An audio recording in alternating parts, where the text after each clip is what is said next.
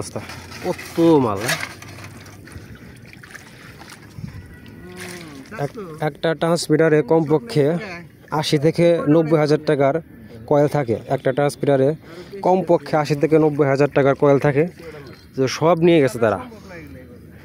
স্থানটা হলো নাগরপুর মধ্য ভাবনাপাড়া সংলগ্ন।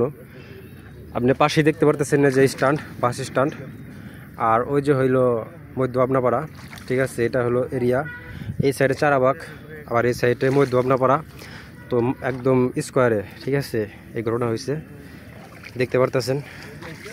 এদিকে সাংবাদিক মোহাম্মদ মিজানুর রহমান আছে, নাগরপুরের সাংবাদিক মামা আছে আমার, দেখতে পারতেছেন। খুবই একটা ভয়াবহ অবস্থার মধ্যে আছি আমরা, একদম মাঝখানে, মাছ বরাবর আছি।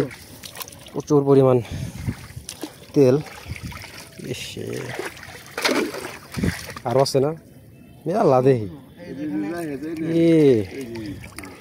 এটা ওই সকেট, মানে মেন যা ওগুলো নিছে,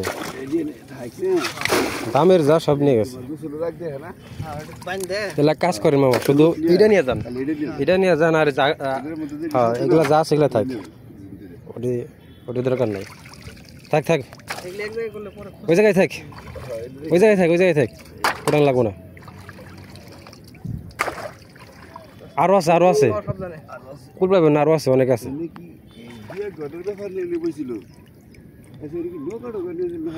না না, নৌকার তো আর নৌকা হইলে পরে মামা এই যে দেখেন, এই যে সাপ, এই যে ভাঙ্গিয়া যে গেছে না, এই যে ভাঙ্গিয়া গেছে, এটা সাপ এই দিক দিয়ে যা গেছে। নৌকার জায়গার যেভাবে যাক মানুষজন নিয়ে যাক, এই দিক দিয়ে গেছে, কারণ সামনে আলোর তো খুব কাছে।